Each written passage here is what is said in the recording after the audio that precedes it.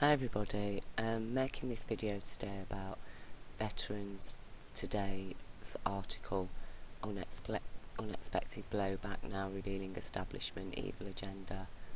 For the first time ever, the establishment's incredible and unimaginably evil agenda is now becoming recognisable to the American masses and to the rest of the world, by Preston James and Mike Harris. And I must say, Veterans Today do an absolutely fantastic job of sharing really top information. It's always based on facts. You don't find conspiracy theories here. And Gordon Duff, who is one of the founding members of Veterans Today, he runs an international intelligence agency, and he visited a conference in Damascus, Syria last year, which was about combating the rise of Islamic extremism. It was a conference attended by Muslim people from all the Middle Eastern nations, ministers, and some ministers from Russia as well.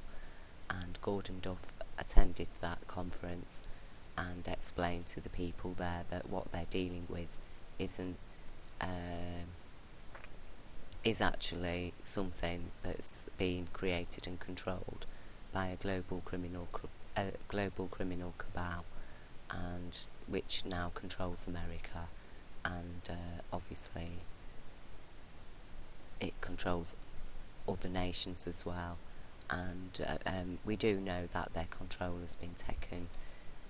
The power of their control is mostly based on their control over finance as well, and they do control the debts that people are alleged to owe to the World Bank, and every nation is presently in debt, and everybody is suffering because of that debt. The 60 million Americans living in their cars are suffering because of that debt. And this image, the famous image of 9/11, we now realise was actually an event that was planned and carried out, instigated and carried out by the same people who are imposing this debt on us today, and it is a global criminal cabal. It consists of the Saudi elite, the elites among Christian cultures, and also the Zionist Jewish elite as well, and they do control the banks. So they are, the Christian and Arab side are also at the behest of the Zionists, because it is the Zionists that do control the finance. You know, there's no two ways about it. They run the World Bank.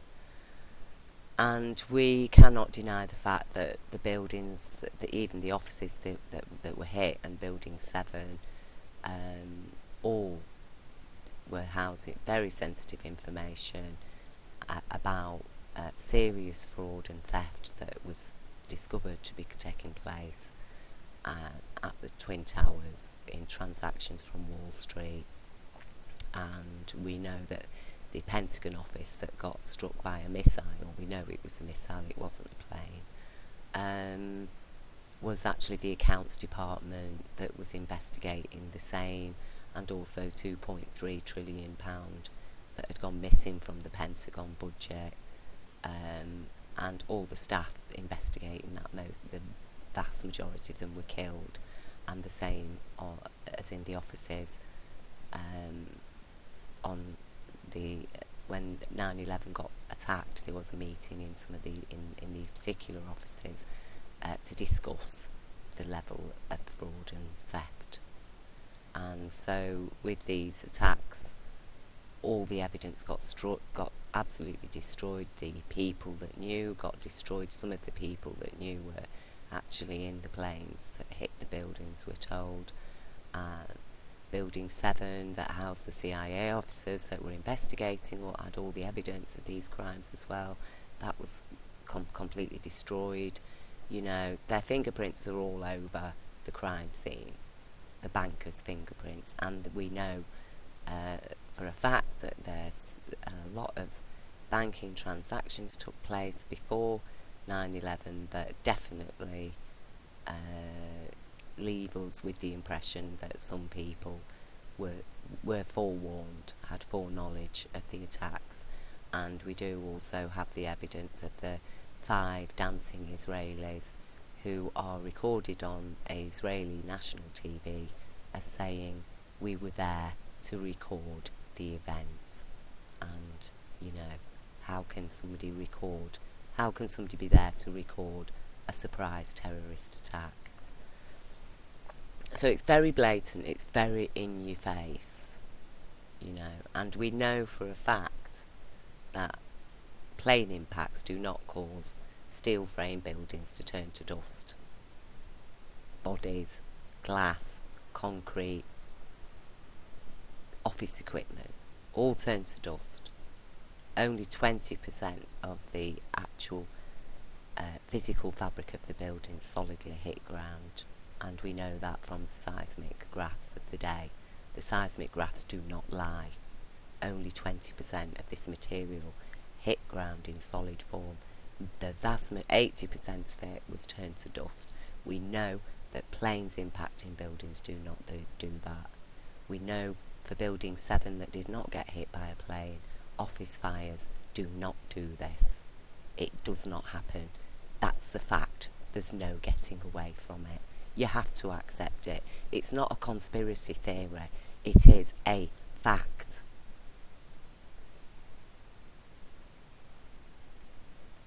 A plane crash into a building does not turn a human body to dust.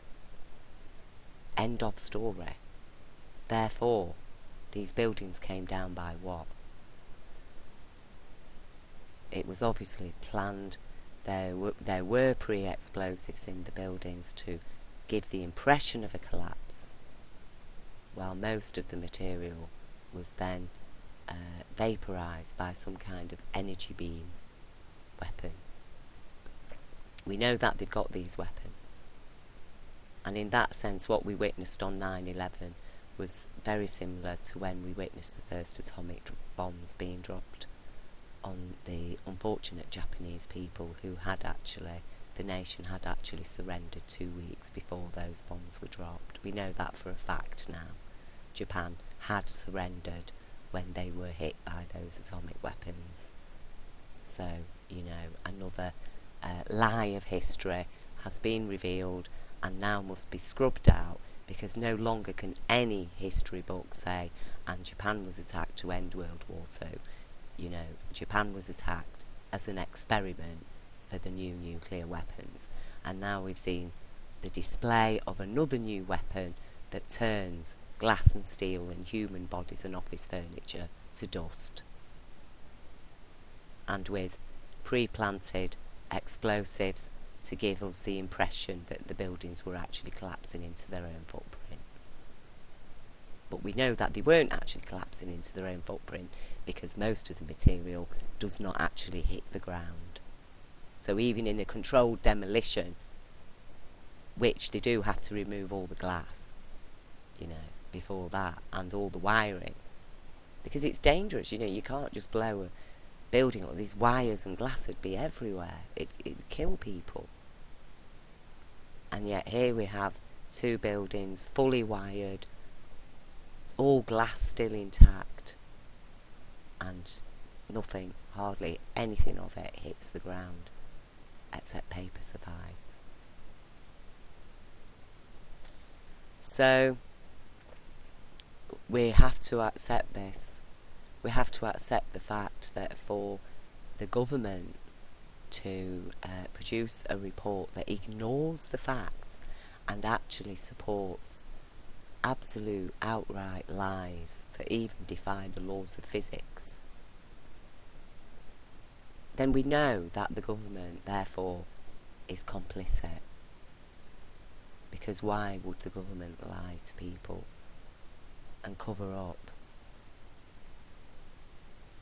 Why were there so many training exercises on that day, military training exercises that confused everything about exercises dealing with exactly what happened on the day? And so obviously the people got confused because they're doing a military exercise which they're dealing with hijacked planes, and then suddenly a couple of real supposedly hijacked planes come on the scene.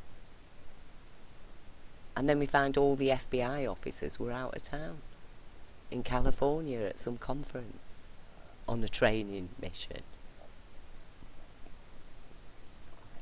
Why didn't anybody want the FBI there, I wonder?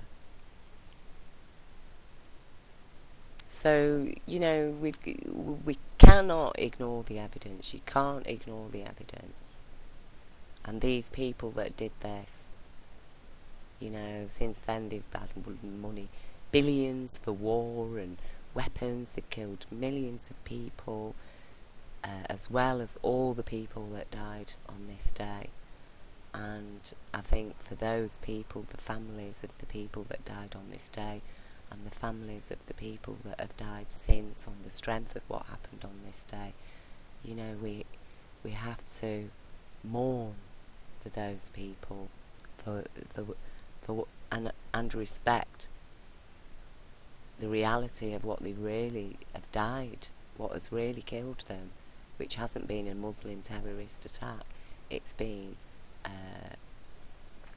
the work, a false flag event, planned and instigated, carried out by a global criminal cabal, comprised of people from a variety of nationalities, cultures and faiths.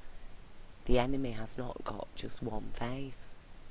The enemy is a collective, a union of forces.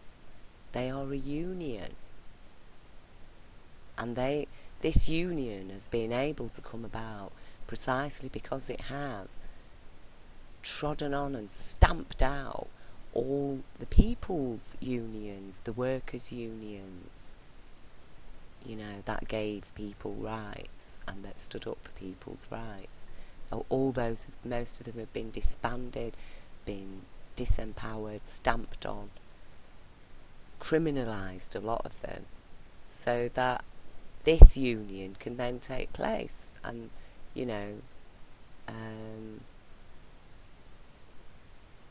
and we've got David Cameron, for example, talking about Islamic extremism, and then there he is in Saudi Arabia kissing the hands and feet of extremist so-called Muslims that won't allow women to drive. And so how does that work? So it's extreme if a Muslim uses a weapon, but they're not extremists if they just stone their own women to death, or persecute women who drive, or give men death sentences for speaking up for women's rights. That isn't considered extreme, as long as they're persecuting their own population, obviously. So we have to lose the veil now. We can't keep hiding behind the little, facades that they put up, and we have to accept the fact that we're not dealing with an enemy that we can easily identify or see. We're dealing with a collective, a union of consciousness, and it is being controlled and supported by the people who own and control the World Bank, the Bank of England, the Deutsche Bank, the Federal Reserve. They control all the banks. The money is what makes everything go round, and if you've got no money, nothing happens. That's the truth of it. Nothing happens without money. ISIS do not get guns and black uniforms without money. They don't get tanks. They don't get nothing. They don't get training grounds. They don't get food to feed the people they train. They get nothing at all if you've got no money. Go out and try and set up a little organisation and see how far you get with no money. So we know that every power on earth is, most of them, the majority of powers on earth, I won't say every power because there are actually a lot of powers on earth that don't get funded by these people, and obviously they're a minority and hardly anybody ever hears about them, but there are people who are fighting against this, and as I say, it isn't a question really of fight. We can't fight against these people. They have all the weapons, they have all the power. There's absolutely nothing we can do by way of actually fighting them. The only thing we can do is stand up for our rights and stand up for the law and identify crimes and demand that criminals are actually investigated and all convicted.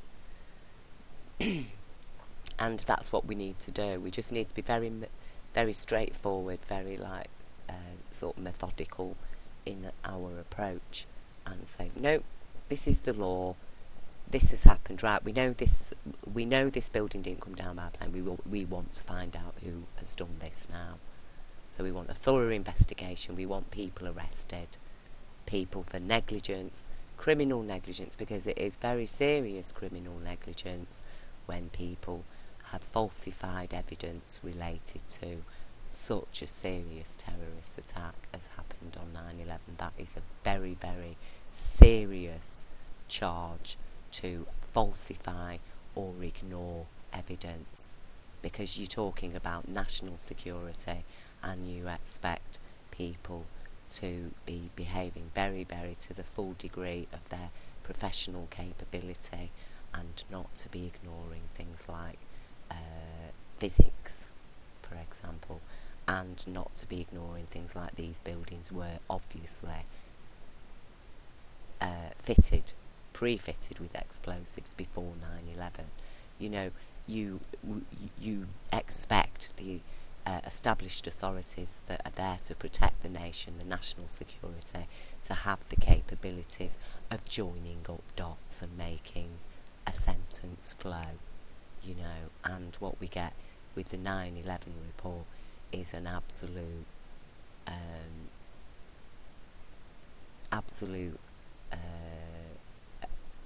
inability to do that. They just have got no flow, nothing makes sense, and the facts and the evidence and their conclusion do not match at all, and that is a very, very shoddy, a seriously shoddy response from your national security. I mean, that's your national security, for goodness sake. I mean, how much more serious does it need to get? And so every American, especially those 60 million living in your cars, get out of your cars and go and stand outside the White House. There's no need to riot. Just stand there. Stand in your cities. Just stand. Just gather and stand. Say, we stand against the terrorists controlling our country. And every American just needs to do it. Just come out and stand. The offices, you know, the media offices, the public services, your court office staff, all you staff, the Senate staff, you need to just come out, stand out and say, we want this investigated, we want the criminals arrested. Because the lie is it's just so devastating and destruction, and it's never going to end now. And they've hidden all their financial crimes through 9/11. We know that, we know it without a doubt. And so now they're not only have they imposed war on us, they've also imposed this massive, massive debt that can never, ever be paid. So you're looking at a species enslaved. For how long, how many generations are going to be enslaved in that debt? It's unimaginable. And why?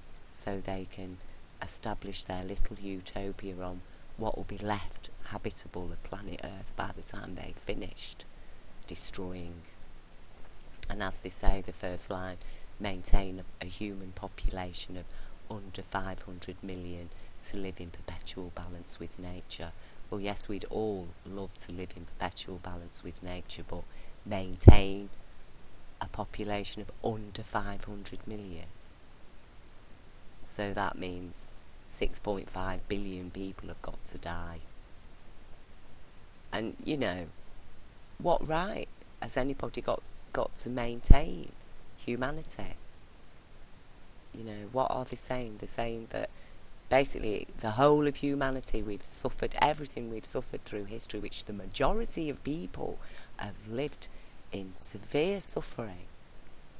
You know, the majority of people, you've had these few controlling elites that have just glided through time, like the Queen's family, the Bushes, Cameron's family. You know, they're old money based on old powers and old criminal activities that they did, like slavery and getting people addicted to opium and all kinds of atrocities that they committed. Okay, and still they are riding on the back of that power. They're riding on the back of it, you know, and now they want to control our future, and they want to impose on our future their same elitist, exclusive approach to life, so that the future is now an exclusive thing available only to 500 million people. So the 6.5 billion of us alive today will never be allowed to come back into life, to experience life, because, you know, it's an exclusive club. Life on Earth's going to be an exclusive club for the chosen few, who will be maintained, so that, you know, they are not going to be living according to their own free will under universal law. They're going to be living according to the laws set by the people who are maintaining them, you know. Now, and these stones, they're not a conspiracy theory. They're not a conspiracy theory. They have been erected and written by people who obviously have a lot of clout and power, that they've been able to establish them in the first place, and even have the audacity to call them the new Stonehenge. And I have referred to them before in previous videos, but, you know, we can't minimise the seriousness of it. We can't minimise the seriousness of it in relation to what has happened since these stones have been actually established. So we know that there's an agenda, you know, and this article by Veterans Today does touch on that agenda. Well, it more than touches on it, it explains it step by step to some degree.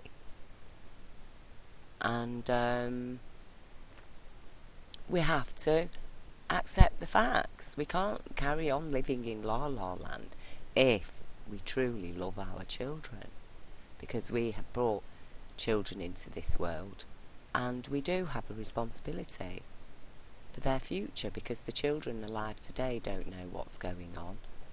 And so what? We're just going to hand them over to these monsters, the child of humanity. We're just going to deliver it to this this monster that's done this, because it is a monster. It is a monster that wants it's got an objective, and it will stop at nothing to get it. Nothing. It's a monster that has established for thousands of years this idea that we all have to live by competition, you know. And in competitions, life is bad, because people cheat, some people are handicapped, other people have unfair advantages, you know, some people are unfairly disadvantaged, You know, everything's imbalanced and unfair when you're living in a competition. We need to be living with compassion. Universal law of abundance and compassion. That is the law. And, you know, my other video, which I'll be uploading just after I've uploaded this one, I do ask you to look at it and listen to what I have to say. It does explain why I cover these issues, the subjects that I do, why I do what I do, and where I'm coming from as a person. I share some of my personal experiences in that video. And it is all, you know, it is actually related to this, to what's happening. Because we, as a species, as I say, it is time for us to wake up as a species. Because we're talking about our future as a species on this planet. And we have a choice. You know, do we want to live according to the strategy of the New World Order, which, you know, wants to call humanity and take total control and us all to live in debt until they've established their little privatised utopia, and possibly as a result face extinction, because, you know, one epidemic and that'd be it, really, wouldn't it?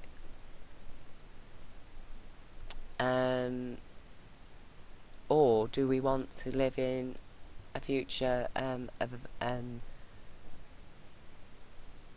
giving and compassion, where people share and people care and a child is sacred? You know, in the competition a child is minor. In compassion a child is sacred. Which are we going to choose? Is a child going to be a minor being, or is a child going to be considered a sacred being?